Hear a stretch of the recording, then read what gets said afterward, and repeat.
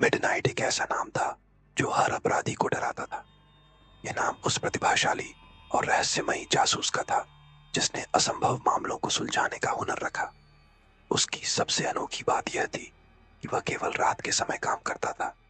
उसकी तेज बुद्धि और अजीब काम करने की शैली ने उसे मिडनाइट नाम दिया। एक दिन मिडनाइट को एक विचित्र केस मिला।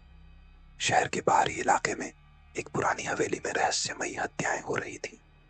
हर मृतक के चेहरे पर खौफनाक डर के निशान होते थे। लोग कहते थे कि हवेली श्रापित है। मिडनाइट ने उस रात हवेली में जाने का फैसला किया। आधी रात के समय वह अपनी टॉर्च और नोटबुक के साथ हवेली में दाखिल हुआ। हवेली का वातावरण भयानक था। दीवारों पर अजीब चित्र बने हुए थे और चारों ओर सन्नाटा था। जैसे ही वह एक कमरे में पहुंचा, उसे फर्श पर खून के धब्बे मिले। खून के पास एक पुरानी घड़ी पड़ी थी जो 12 बजे पर अटकी हुई थी। तभी उसे पीछे से किसी के कदमों की आवाज सुनाई दी। उसने पलट कर देखा, लेकिन वहां कोई नहीं था। हवेली में घूमते हुए मिडनाइट को एक पुरानी डायरी मिली। यह डायरी हवेली के मालिक विक्रम की थी। उसमें लिखा था कि वह किसी अदृश्य शक्ति से डर कर जी रहा था। अंतिम पन्ने पर लिखा था, अगर कोई यह डायरी पढ़ रहा है तो सावधान रहे, यह हवेली अब उसकी है।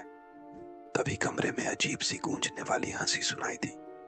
मिडनाइट ने अपनी टॉर्च इधर उधर घुमाई तो दीवारों पर खून से लिखे शब्द दिखे, मिडनाइट वापस जाओ।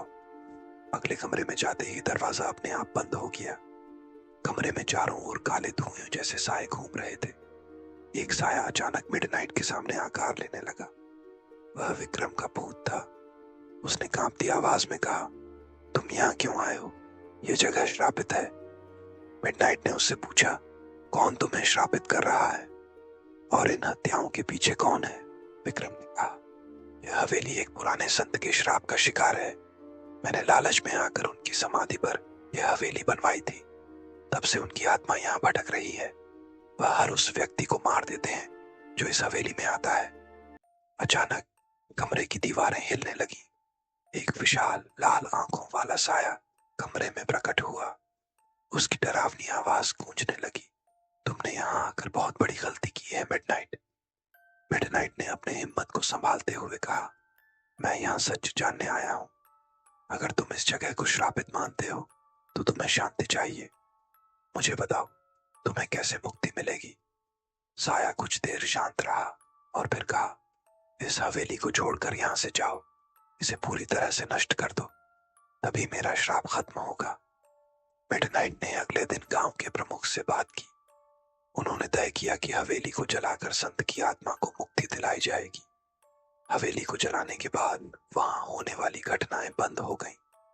मिडनाइट ने अपनी डायरी में लिखा, हर रहस्य के पीछे एक सच्चाई होती है और हर सच्चाई के पीछे एक सबक।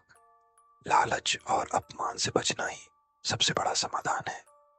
इस केस ने मिडनाइट के जीवन पर गहरी छाप छोड़ी। उसने उस रात महसूस किया कि कभी-कभी सबसे बड़े रहस्य आत्माओं से जुड़े होते हैं। वह अब भी रात के मामलों को सुलझाता है, लेकिन हवेली का रहस्य उसकी सबसे खौफनाक याद बन गया।